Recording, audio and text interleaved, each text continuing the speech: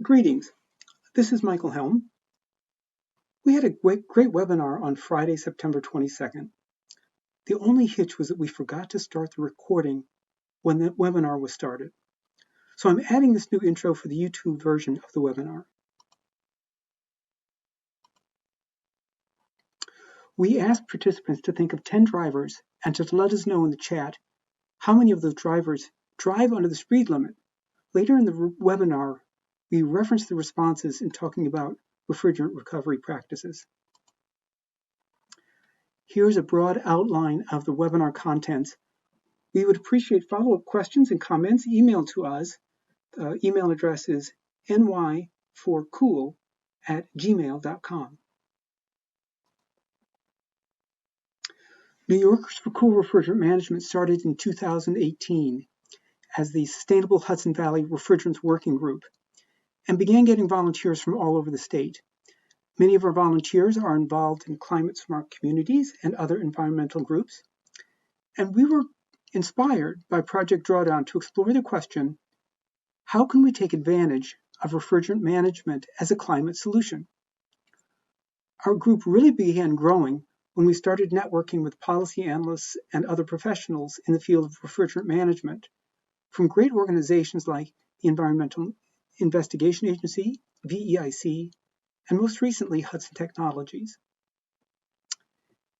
If a baseball player retires and starts a little league, it's proper to call him the founder. I often describe myself as the flounder of New Yorkers for Cool Refrigerant Management because I had no idea what I was getting into and where the organization would be going when it started. I try to be a well-informed environmentalist and to live sustainably. And over the last 5 years, I've learned some fascinating and important things that I believe should be understood outside the circles of refrigerant geeks. Okay, with that much introduction, we're now going to join the original webinar recording. I hope you find it interesting, useful, and motivating. So what is a refrigerant? It's a substance that's used for heat transfer purposes. And in the refrigeration cycle, pressure is applied and released to change the substance from a liquid to a gas.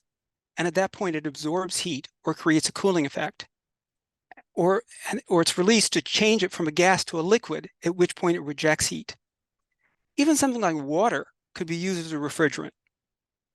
But many of the refrigerants are designed by chemical engineers. They're patented. They're produced by complex industrial processes. They could be extremely intense greenhouse gases, or they could have the capability of powerfully depleting the ozone. They could also be made of simpler substances like carbon dioxide, ammonia, and propane or isobutane, other hydrocarbons. The optimal refrigerant varies by use. So it would be one refrigerant would be used to freeze the contents of a small box. That's like the freezer in your kitchen.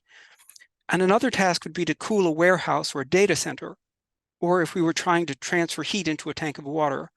Those would all change the preferred refrigerant used.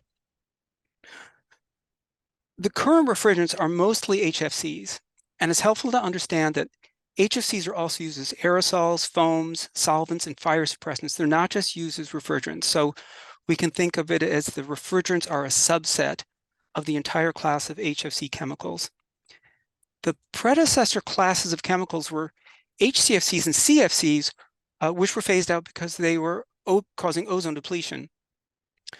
Like HFCs, they had other uses besides serving as refrigerants, but more of us should be aware that they really are extremely intense greenhouse gases. The CFCs in particular are even much worse than the HFCs. However, they are not included in the current greenhouse gas inventories. But clearly, it's a climate solution for us to manage them better.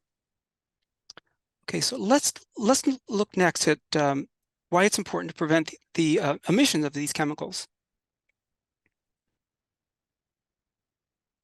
Let's think of this teeny tiny square as the impact of emitting 1 pound of CO2. Then this rectangle would proportionally represent the impact over 20 years of emitting 1 pound of methane. I think most of you know this, but as a reminder, GWP means global warming potential. It's a measure that helps us understand the varying intensities of different greenhouse gases. These are usually given on a 20-year time frame or a 100-year time frame. I mostly use 20-year GWPs in this presentation because we're in New York. So we've got a pound of CO2 emissions there and a pound of methane emissions. R410A is a commonly used HFC, and you could find a pound of it in a window air conditioner. What kind of an impact would it make if it leaked out or was released at end of life? It's big. It's huge. HFCs are short-lived climate pollutants because their most intense impact on the atmosphere is right after they are released. We can prevent these emissions simply by preventing leaks or recovering refrigerants when appliances reach end of life. Of course, using an alternative refrigerant would avoid having to deal with this kind of mess. So here's an overview of the two broad categories of alternative refrigerants. HFOs are known as hydrofluoroolefins, and natural refrigerants refers to carbon dioxide and ammonia plus hydrocarbons like propane and isobutane. Both categories have ultra-low global warming potentials. The HFOs are not flammable, while some of the naturals are flammable but can be safely managed. The HFOs are not toxic. While ammonia is toxic among the naturals, it can still be managed safely. Also, some HFOs produce TFAs, which is one of the forever chemicals as they break down in the atmosphere. And I guess many of us have become disillusioned with trying to achieve a better living through chemistry. Then, lastly, the HFOs have patents on them.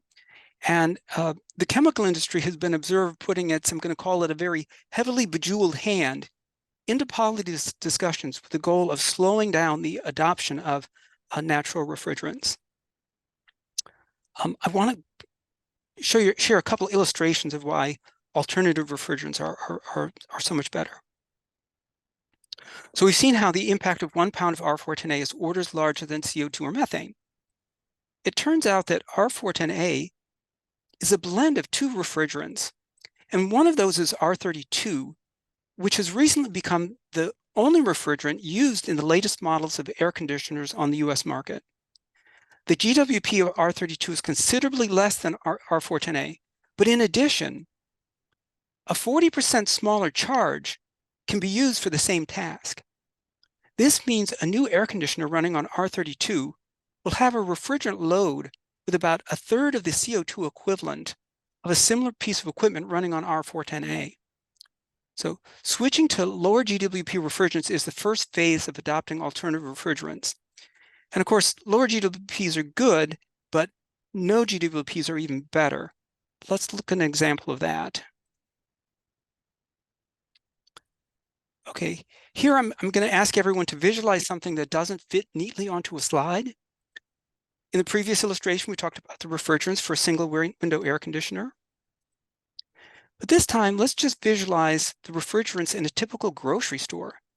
And we're going to do this by thinking that each pound of refrigerant used is 1.6 times more powerful as a greenhouse gas than the R410A, which we pictured before. So first, think of this yellow block being 1.6 times wider than what you see on the screen. And instead of 1 pound of refrigerant in the window air conditioner, a grocery store has 2,000 pounds of refrigerant. So now we're all imagining we're sitting in an IMAX theater looking at a yellow block that's 1.6 times wider and 2,000 times taller. Okay. Thank goodness, when a new system is installed in a grocery store, they can use CO2 itself as the refrigerant. The total CO2 equivalent of that store's refrigerants would end up being less than the single pound of R410A in a window air conditioner. And the energy efficiency gains are also impressive in cooler climates. We'll have a slide later about that and how good it would be in New York. But this is a huge win for the climate that more people should be aware of and working to implement. So obviously refrigerants are intense greenhouse gases. What's their collective impact in New York? These charts are based on New York's greenhouse gas inventory. Because HFCs are short-term climate pollutants, they show up as a more is having a more significant role when the 20-year GWPs are used. The most recent statewide greenhouse gas inventory says 6% of our emissions were from HFCs. But a couple of us from our group used the United States greenhouse gas inventory to calculate that nationwide, for every 100 tons of HFC emissions, there are still 73 tons of HCFCs and 18 tons of CFCs being emitted. When we use those ratios to calculate New York's emissions of CFCs and HFCs, the totals from these chemicals is about 40 million metric tons of CO2 equivalent. Note that this is about equal to the emissions from the waste sector in New York. And the waste sector had its own special advisory panel for the Climate Action Council. If there had been a special advisory panel for dealing with refrigerant emissions, they would have found quicker and cheaper solutions for reducing emissions than the waste panel was able to find. So frankly, refrigerant management is not getting optimally prioritized as we're working on our climate solutions. And since we're in the middle of Climate Solutions Week, I'm grateful that all of you are here. Anne, before I go on to the next segment, can you tell me, are there any questions in the chat that we really should address right away? Not yet. Okay, good. People feel free to put questions in the chat as we go along. Okay, so I think we've seen small amounts of refrigerants have a big climate impact. So it's important for homeowners to be aware of their opportunities and responsibilities to do good refrigerant management. These are the refrigerant management topics homeowners should know about. The Sustainable Warwick website has a new web page with the information that I'm about to present. Later, when we get to the section on community actions, the first suggested action will be that you steal the Sustainable Warwick webpage and fill in with the local details for your community. So I'm hoping that you'll listen to this section with a thought of how you might be able to spread the information that's being presented here. The commonly seen consumer appliances in homes with refrigerants are refrigerators, window AC units, and dehumidifiers. Sometimes you'll see a wine cooler or water cooler, that sort of thing. And the latest heat pump water heaters can also have HFCs. I think refrigerant-bearing appliances are the most important thing individuals will ever recycle because of their intense greenhouse gases.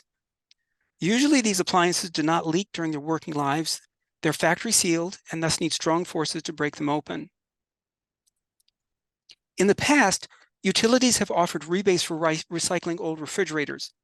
Those have been temporarily put on hold in New York, but it's a good idea to check for those as a first step to recycling refrigerators. Also, the Public Service Commission has announced that those rebates will be going away permanently after 2025, but there'll be another good way to get those appliances that we'll talk about later. It's essential to turn your appliance over to an appliance recycler who will be sure that the refrigerants are properly recovered or captured. We have found some municipalities have accepted appliances and turned them over to scrap metal companies that do not recover the refrigerants. If your municipality does the right thing with the appliances it receives, but allows you to leave them out curbside, please avoid leaving them out curbside because there's a good chance a scrap metal collector will pick it up before the DPW gets to it.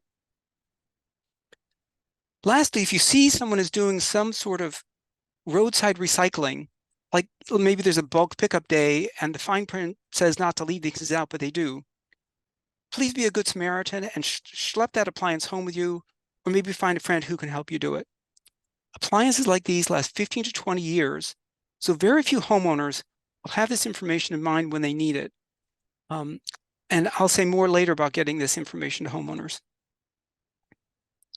And also, I need to step back for a second from what I would say if I was just speaking to homeowners, since I'm speaking to today's crowd. I want to explain a couple more refrigerant speak terms and expand on what responsible appliance recycling means. In the EPA refrigerants dialect, recovering refrigerant means to capture them in a storage tank. Recycle has the specific meaning of recovering refrigerant running it through a filter dryer, and putting it back into a unit. The regulations specify this kind of recycling can only be done if the owner of the two appliances is the same. So a contractor cannot recover refrigerant at your home and recharge it at someone else's home. But like ShopRite could recover refrigerant in one store and put it back in another store since it's the same owner. Then reclaim means to industrially clean and restore refrigerants to like new standards. The reclamation industry, I'm sorry, I've lost. The reclamation industry does this work, and those folks are really underappreciated climate heroes. When it comes to appliances, the most important point is to make sure that the refrigerants are recovered and that they're sent for reclamation. Of course, it's also good to recycle the metals, and bonus points are given if you can separate out the non-ferrous metals. Increasingly, the appliances have e-waste that could be diverted. And in the olden days, the insulating foams in refrigerators had CFCs or HCFCs as a blowing agent. And it's possible to capture those chemicals when the foam is processed. This process is quite expensive. And also, I believe the need for it is rapidly declining and much smaller than before. Let's get back to the homeowner list. The next thing is automotive air conditioning. In the early 1990s, we used an HFC, R134A. It was mandated by the government to replace R12 as the refrigerant for motor vehicle AC. Around 2015, car makers voluntarily started switching to the HFO R1234YF. They actually got points toward their fleet efficiency standards for making this change. And most new cars will use this now. As I mentioned before, R1234YF is an HFO with no global warming potential, but it does produce one of the forever chemicals.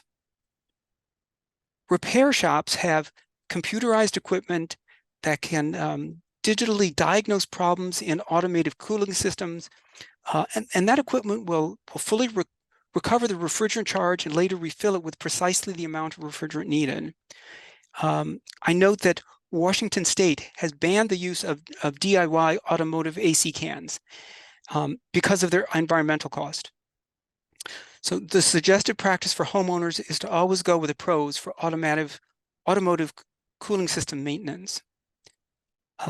Lastly, repair shops are allowed to recycle refrigerant, meaning they can recover it, clean it up a little bit, then put it back in the same or another car. That's using recycle in the sense of EPA refrigerant speak. Okay, now on to the big subject of heat pumps.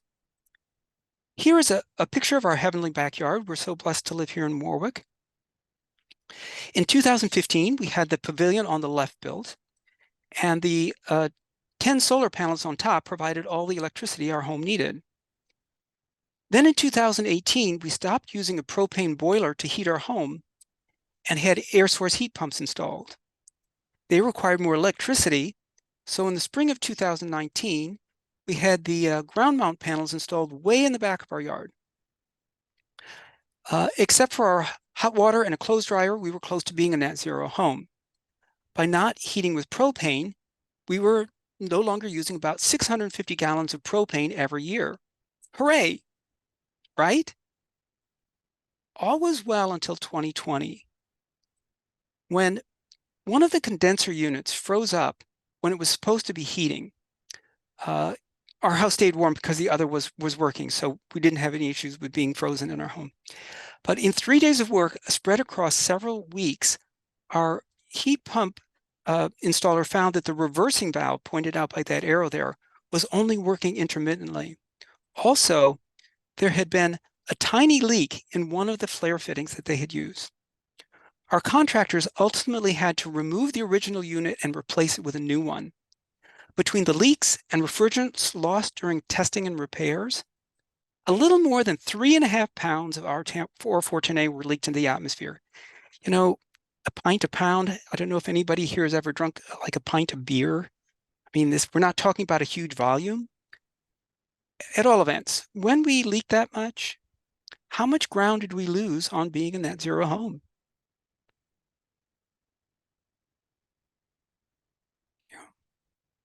The leaks wiped out more than 90% of our games. If anyone has a 4-letter word besides ouch that might apply to the situation, please don't put it into the chat.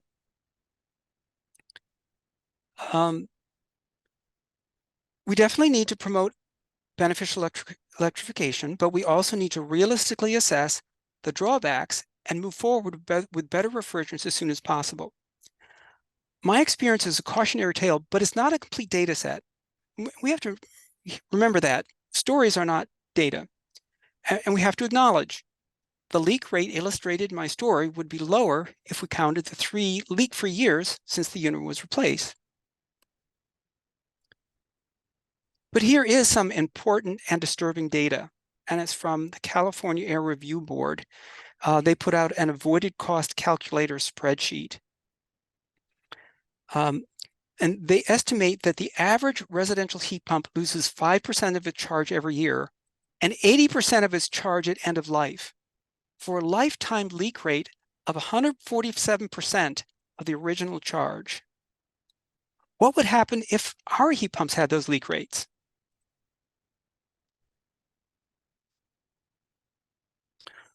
We have 2 heat pumps with 8.8 pounds of refrigerant each. The data up there started with 8.2, so I figured we had 25.8 pounds of R410A. And I mean, you can see that if we have that kind of leak rate, and if this was done widespread, it would completely wipe out the benefits, or almost wipe out the benefits of all the work that we're doing with heat pumps, which is, again, is very important to do. So we really need to make sure we're finding a way to avoid the end of life losses, right? And I will mention a convenient solution for that soon. Here are some other considerations about heat pumps. After the beginning of 2025, R410A, the most common refrigerant in heat pumps today, will no longer be allowed for use in new equipment. In most cases, and especially for heat pumps, you cannot put a new refrigerant into a system designed for another refrigerant. As the years pass by through 2030 and 2035, it will become increasingly expensive to recharge a system that requires R410A. R410A will at first be replaced by R32 and R54B, which are both slightly flammable, and they have 40 to 60% lower global warming potentials than R410A. On the 100-year GWPs, it's better than what I just told you. On the 20-year GWPs, it's not, is what I just told you, 40% to 60% lower. And note that heat pumps using these refrigerants are already available in New York. I have been talking about air source heat pumps. Ground source heat pumps are factory sealed. They have smaller refrigerant charges. They are much better in this regard than air source heat pumps. Please never try to install a heat pump yourself and prevent friends from doing it. I've heard of a mechanical engineer who tried it on his own, and other people, and really hire a pro to do this. The pros should always follow best practices. In a couple slides, we'll discuss what do those practices look like and what to watch for. Let's see. At some point in the future, heat pumps that use propane as a refrigerant will become the rules, such as those that can be found in air-to-water heat pumps. This is a big deal. This is a huge deal. So I've got a whole slide about this. In this design, here's the wall of the house, and here's the self-contained refrigeration unit. The refrigeration unit heats or cools water or glycol inside itself and circulates that inside the home through the wall. For domestic hot water, heating via baseboard and radiant heating. And then in the summer times, cooling is done by running chilled water past fan coil blowers. Because the refrigerant is in a sealed unit that's outside the house, it could safely use propane as a refrigerant. People have 20-pound propane tanks next to their barbecue grills. 5 pounds or 10 pounds next to the house and refrigeration unit should not be a problem. And propane has a GWP of less than 1. It's even less than CO2. So even if it were to leak, it would not create a climate issue. These are already in use in Europe. And when they're adopted here, they'll remove all of the concerns of refrigerant leaks, offsetting the environmental gains of heat pumps. A lot more could be said, but there's going to be a webinar on October 9th about low GWP refrigerants and heat pumps. And can you put the link for that in the chat so people have that? And at the end of the webinar, or in the next couple of days, when the video is available and when we'll send out a PDF of the slides, we'll also include a list of links that might be useful for all of you. So you can copy it from the chat, or we'll send it out again later.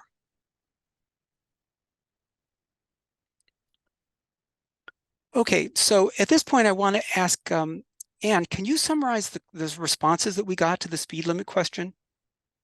Well, we had one optimist, Mary Kate Owens, said 15% of her friends drive under the speed limit, but everybody else was either at 0 or, I don't know, somewhere between 0 and 10%, 5%. Okay, thank you to everyone who participated in that survey. So everyone knows if we all drove under the speed limit, it would reduce pollution. It would reduce greenhouse gases. It would reduce stress levels. It would save money. It would even save lives. And yet, so in the HVAC industry, something very similar happens. Everyone knows they're never supposed to vent refrigerant, and they know it would greatly reduce greenhouse gases. And yet, because of time and money pressures, which most drivers can relate to, often shortcuts are taken and refrigerants are vented. So when you hire someone to work on your HVAC system at home or at a business or whatever, you want to make sure they are doing a high quality, leak-tight installation and that they're diligently recovering refrigerants. There are a couple crucial times when you want to ask to be shown what's going on. Factory sealed air conditioners rarely leak, but when you install a heat pump, floor flare fittings, let me say that again, 4 flare fittings must be created by hand on site for each indoor unit. These are the most likely spots for leaks to occur. So it's a best practice for your technician to pressure test the whole system before refrigerant is charged into the system. In other circumstances, the pipes might be soldered or brazed together. But again, the pressure test needs to be performed. Nitrogen is the inert gas that is usually used for pressure testing. It always comes in black tanks like this. It's pumped into the system to a target pressure, and it's allowed to sit. If the pressure drops over time, it means there's a leak somewhere. So the leak has to be tracked down, and the best practice is to recreate the flare fitting where the leak is occurring. Then you go back to square one with the pressure testing.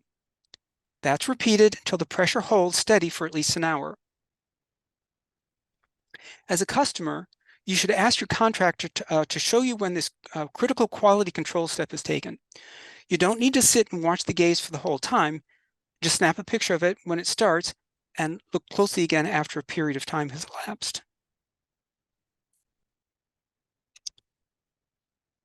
The second point is when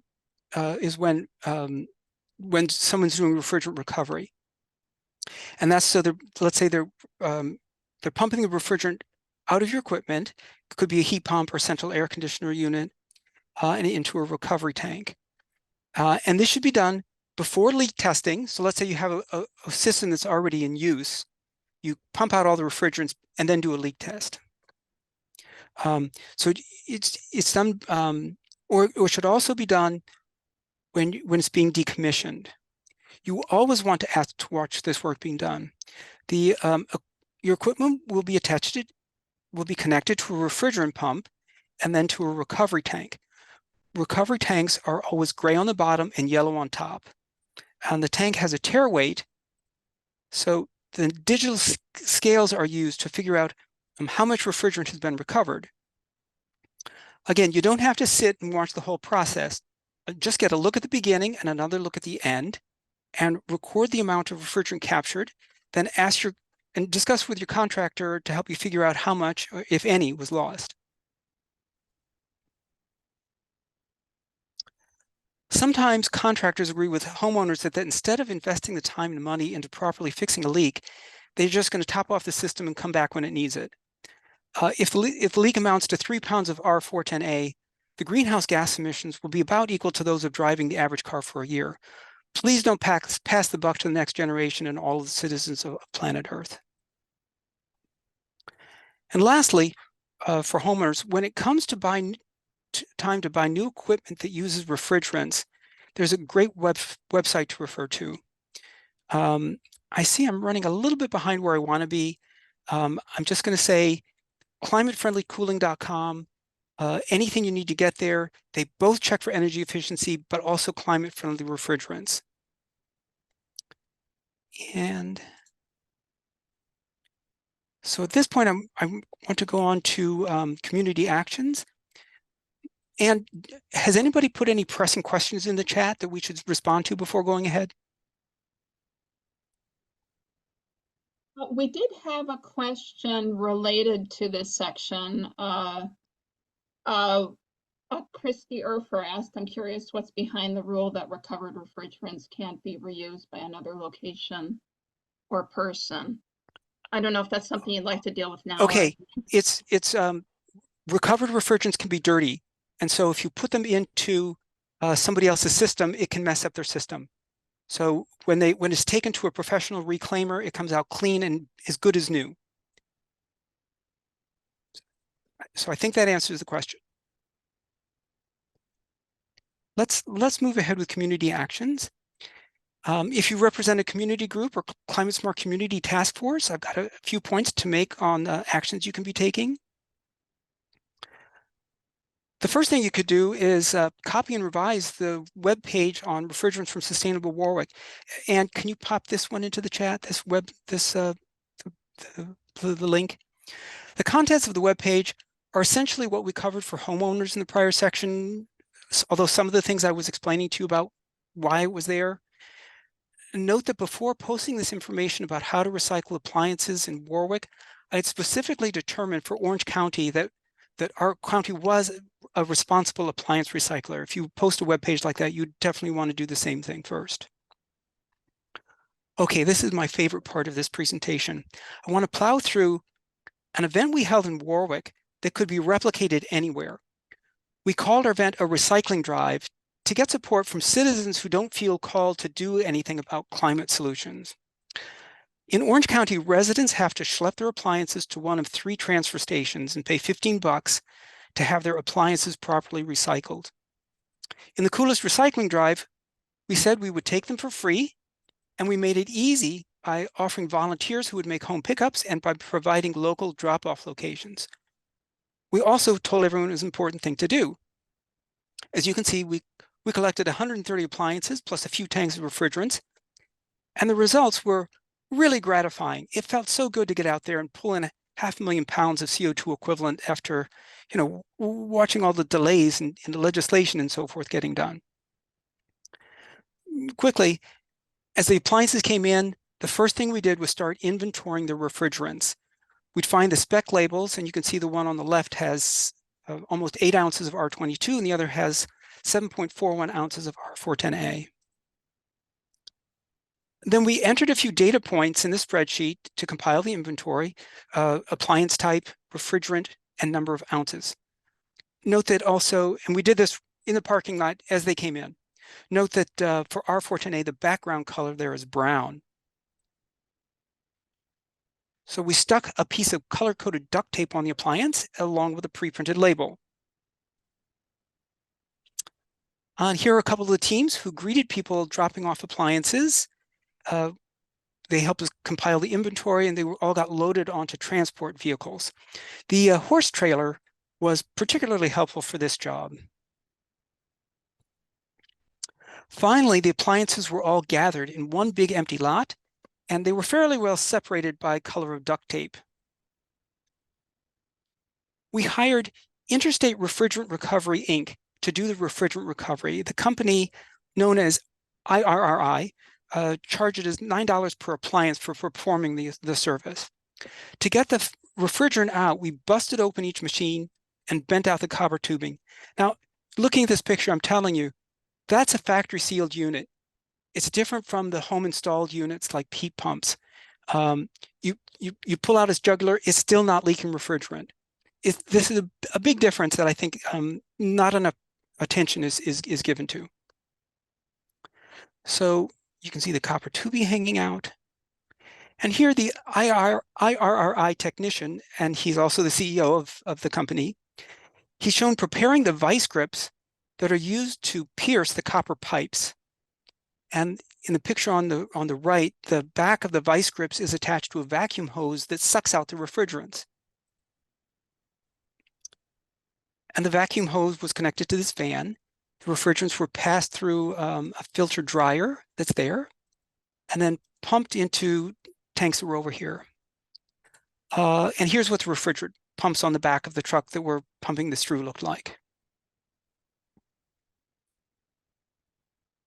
After each appliance had the refrigerant drain, it got a splash of pink spray paint, and this official certification label was stuck on each one. IRI took the tanks back to Massachusetts, and 2 days later, we received this lab report showing the different kinds and quantities of refrigerants. The company, it's Erie's sister company, Refrigerant Solutions, they will reclaim the refrigerants. They will do the reclamation work for the refrigerants that we sent back. And originally we separated them hoping that they would all end up at separate tanks, and some of them they were, but some got mixed. After all the appliances were drained, we got Sims Metal Recycling to drop off this big dumpster, which took some time to fill. The volunteer on the left, he's a professional clown who goes by the name Okie Dokie. He didn't clown around when he set to throwing all those appliances into the dumpster. And you don't need to put his contact information in the chat, but it will go out when we send the other information after the webinar. And then then after the coolest recycling drive was over, I sent a copy of the press release to Hudson Technologies. They are the leading refrigerant reclamation company in the United States. And their headquarters used to be in Rockland County. Now it's just across the border there in Jersey. But I asked if they would support coolest recycling drives going forward. And the response was a very generous, enthusiastic yes, that they would do the refrigerant recovery at no charge, and that they would even pay us for the refrigerants that were recovered. This means that just about anyone could hold a coolest recycling drive with very little expense and could even earn a few dollars. Next spring, Sustainable Hudson Valley will act as an umbrella organization to find a central location to collect appliances. And then other groups in the Hudson Valley will only need to gather the appliances and deliver them to that location. Climate Smart Kingston will be one of those groups. And we would like to see many other groups join the Hudson Valley Coolest Recycling Drive. Please contact Melissa Everett if your organization is interested. And I'll chime in because I'm paying attention. I just put a note in the chat. I'll watch for those. And, you know, Michael is as amazing an organizer as you would expect from hearing him. So this is a really good opportunity. Very good. And then thank you, Melissa. Then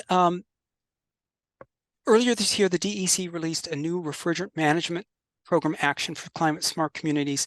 So, Anne, there's something else. Can you put that in the chat? Maybe climate smart community people already know it's there, but if you're on one of those task forces, I strongly encourage you to take this action.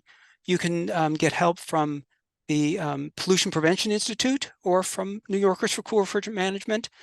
I'm currently starting this for the Village of Warwick and would be happy to share notes with anyone who wants them. I'm just concerned I'm running short of time. I'd be happy to, these are the 5 steps that are mentioned there. I'd be happy to go over this with individuals later. I'm sorry we don't have time for this, or if you can stay for dessert after the 1 o'clock conclusion, I'll be happy to go over it then.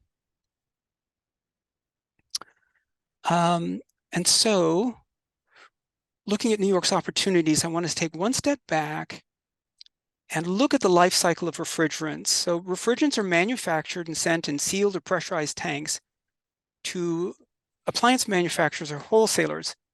And then it gets installed in sealed or pressurized equipment that help us keep our living spaces comfortable and food preserved. At end of equipment life, someone in the workforce, that's a person, someone has to transfer the refrigerant from that appliance into a recovery tank. The recovery tanks are either taken to a reclaimer or to a wholesaler who will send it or sell it to a reclaimer. The reclaimer cleans and purifies refrigerants and sells it back to the wholesalers or appliance manufacturers, and then the cycle continues.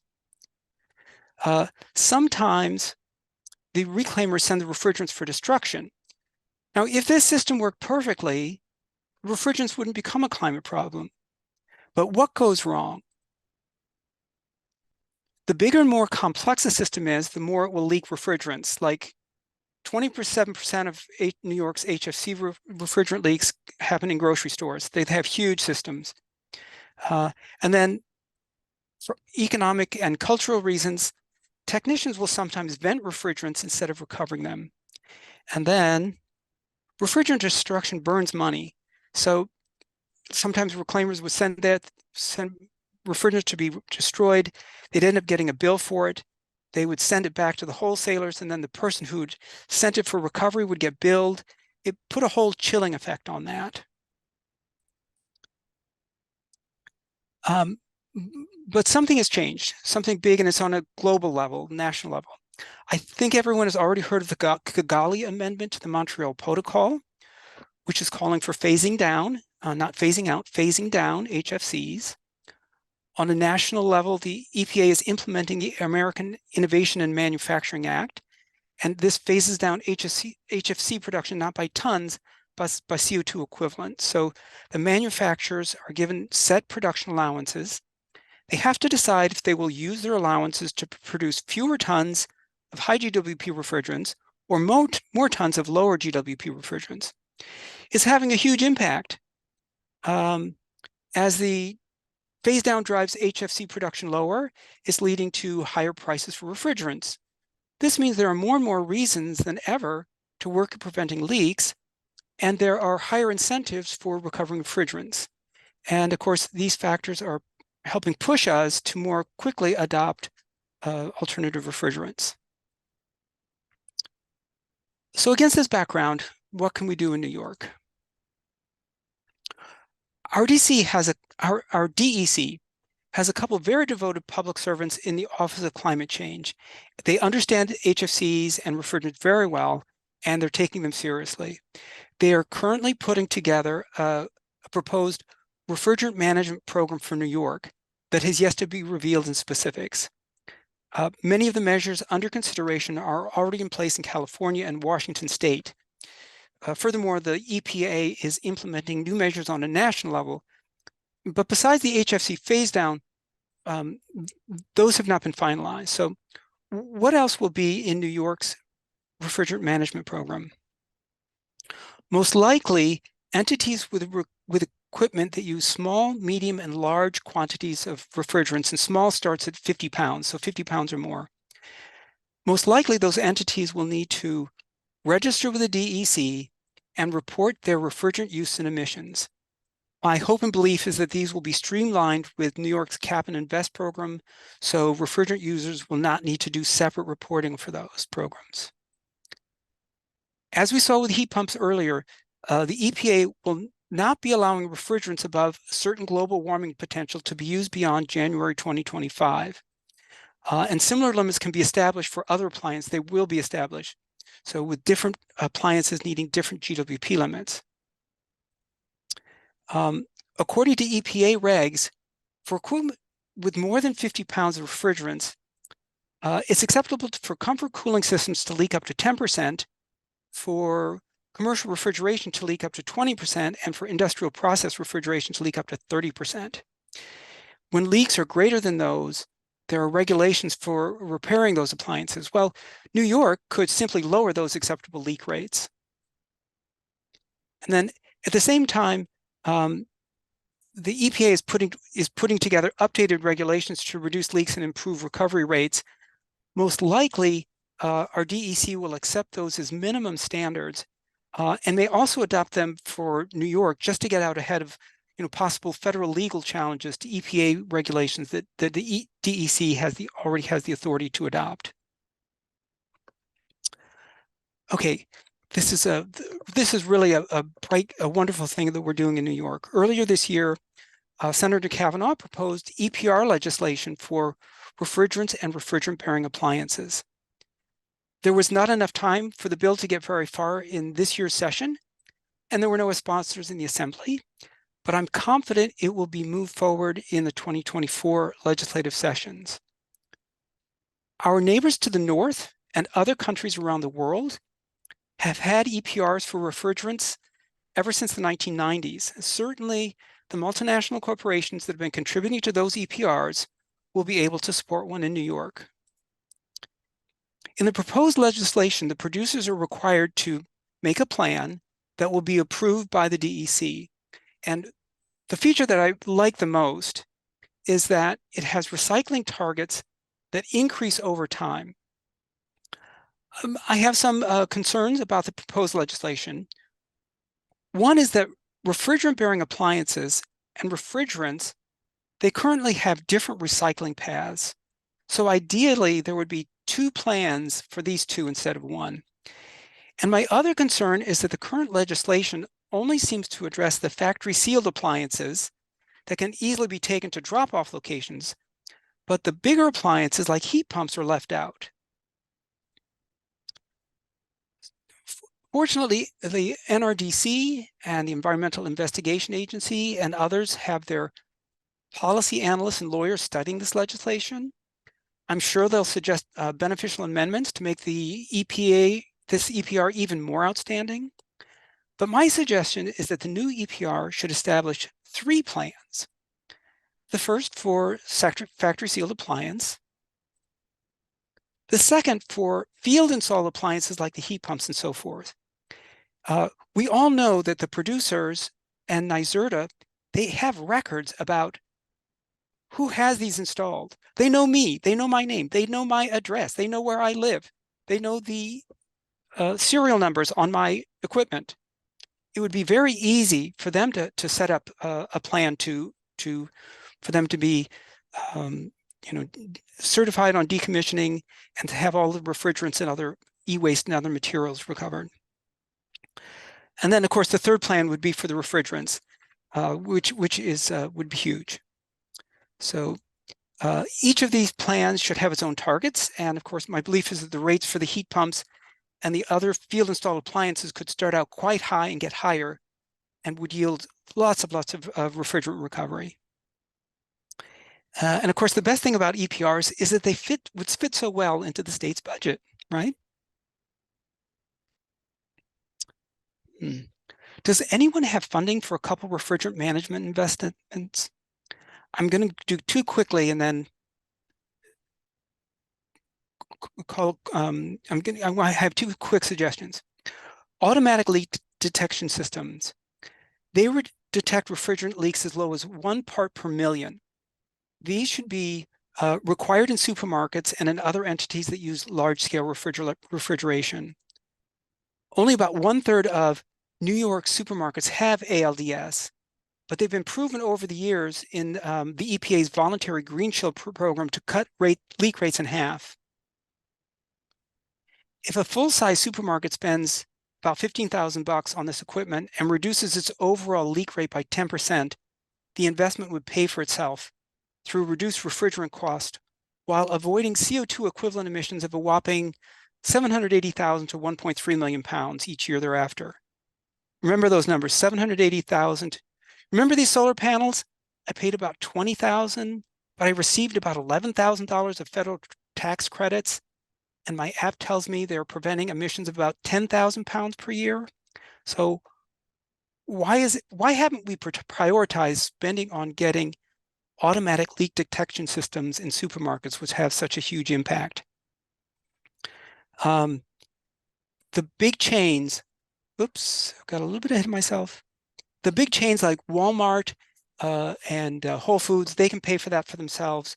But the independent grocers, especially in disadvantaged communities, they should be prioritized for getting grants and low interest loans for these. And then this is my last slide. So this screenshot is from a presentation by Publix at the 2022 Sustainable Refrigeration Summit held by the North American Sustainable Refrigeration Council. If you look on this, basically, if you replace your grocery store with refrigeration system with CO2 refrigerants in a warm place, you lose energy efficiency, but the colder you get, the more efficiency you gain. So the up there in Maryland, you can get 6 to 8%. What could the efficiency gains be like for stores that did this up in the North Country? So in the scoping plan, it specifically mentions this, that these agencies should coordinate to develop incentives such as utility rebates and grant programs to support the adoption of natural refrigerants in food stores. The scoping plan also lists these advantages: greenhouse gas reduction, energy efficiency, no fluorinated chemicals, and lower total cost of ownership. So because installation costs are high, this is exactly the program we should be investing in. What's needed to make this happen is about $300,000 for an engineering study to provide data for New York's technical reference manual. And that would allow utilities to calculate energy efficiency initiatives. Energy efficiency incentives. Then they would be providing millions of dollars of incentives throughout the state to help supermarkets make this transition. Ideally, this work would be done soon enough that any installations done from this year forward would adopt natural refrigerants. I see we're right at 1 o'clock now. I'm happy to stay on and keep the webinar going. Thank everyone for being here. Please feel free to reach out with questions later. And at this point, I'm going to stop sharing my screen.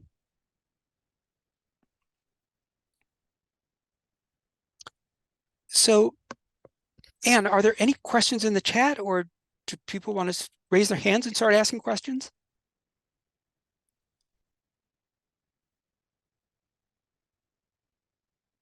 We had one question earlier. I guess I would ask, I don't know if John Gephards is still here. Hey, John. Oh, yes. Yeah, John, you had asked Yes, what I'm codes here. do we need to pass at the local municipality to better manage refrigerants? And I don't know if you feel like the section of the webinar covered that effectively. Go ahead. I'm sorry, can you say the question again? Yeah, what codes do we need to pass at the local municipality to better manage refrigerants? I think it's really hard for locals to do it. I think it's going to be a statewide thing. Michael, a great presentation. I really appreciate all the hard work you've done. I'm trying to work hard to get our local municipality to take specific actions. And from what I hear from you now is that this refrigerant situation, even managing deactivating refrigeration systems, is beyond the municipality level. There's some things you could do. For example, make sure that your municipality is doing the right thing with the appliances. We've heard a number of situations where they would collect appliances, but just give them to anybody. They would give them to a scrap metal company or something. And then when they followed up, they found that the scrap metal company, they weren't really doing the right things with the refrigerants. They're not supposed to. They could get fined big bucks, but it's hard to catch them doing it. No. So that's one thing that you could do in any municipality, is make sure that you've got a responsible appliance recycler. Okay. Thank you.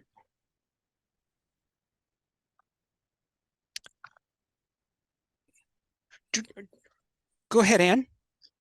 Yeah, I just wanted to bring up too the climate smart community action related to refrigerant management. So that's something to let your municipality know about and get them on board with doing that. That's true. I also had a question of my own. Are you aware of whether it's been considered to add odorants to refrigerants to better help people recognize if a leak is happening? Because they have no odor and you can't see them. And for a similar reason, odorants were added to methane, to natural gas. That's a good. And I That's wonder a good if that question. would be cost effective to do that.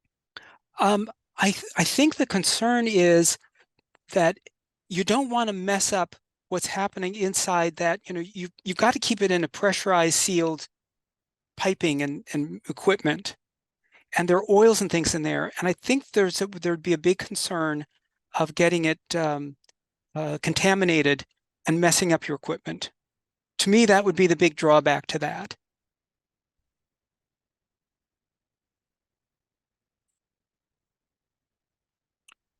Do we have some other questions? I wanted to thank everyone. Christy, it looks like you were. Yeah, I was, thank you, Michael, for all of this.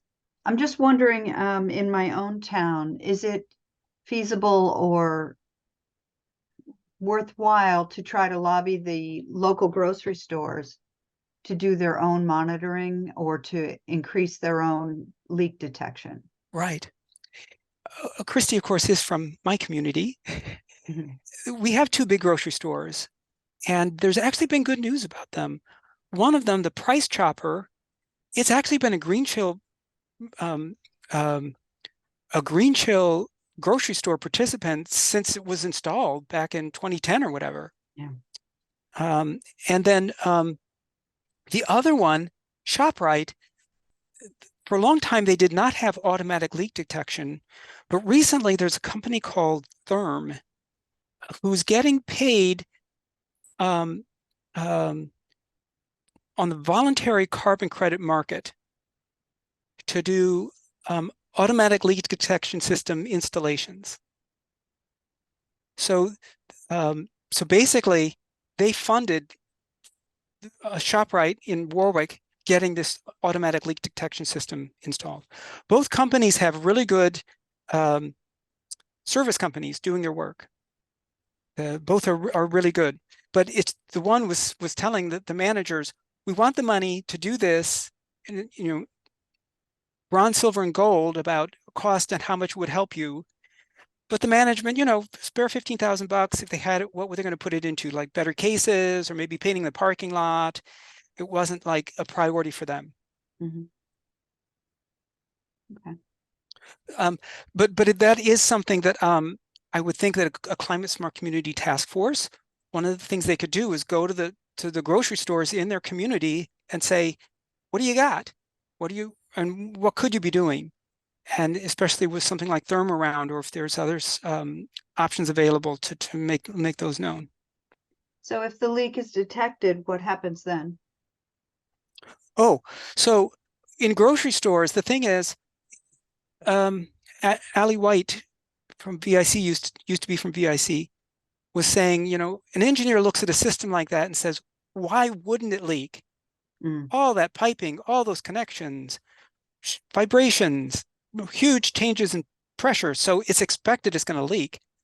It's just that when they get them, it's an automatic leak detection system. So it will send a message to somebody who's on duty 24/7 to track it, to come to the store, figure out what's going on, and fix that leak.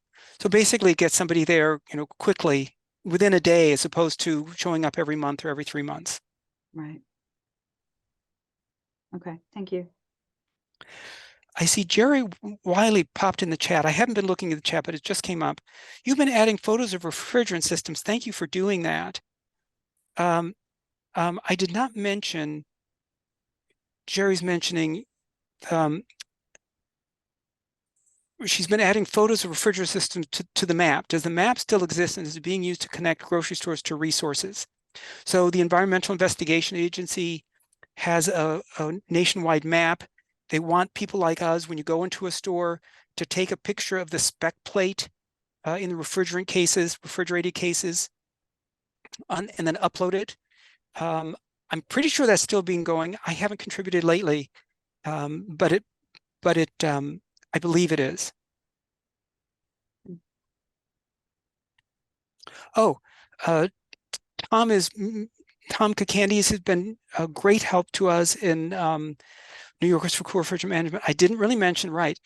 If you're, when we're walking out of the store and they've got a little case there, they're trying to sell you a soda before you step out of the store, the little ones that stand this high, those use R290. They use refrigerant grade propane. So the refrigerants in those are nothing. But in addition, there are larger and larger cases that run on R290. And some of them have great energy efficiency as well.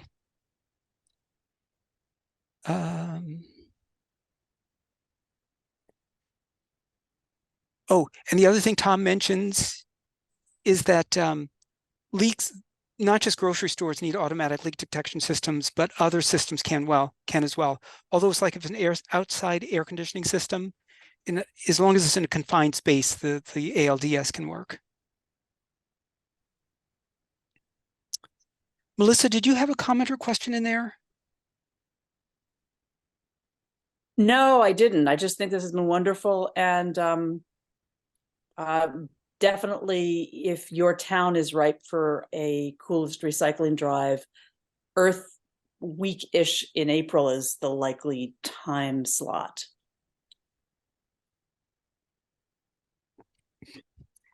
Before everyone dropped off, I wanted to thank them. They tell us that people only have a 2-minute attention span these days.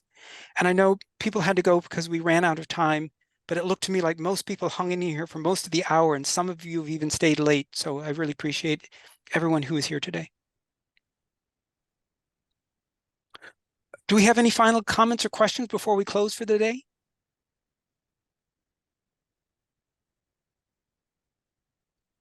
Well, I'm going to stop the recording, although people, you don't have to leave because we've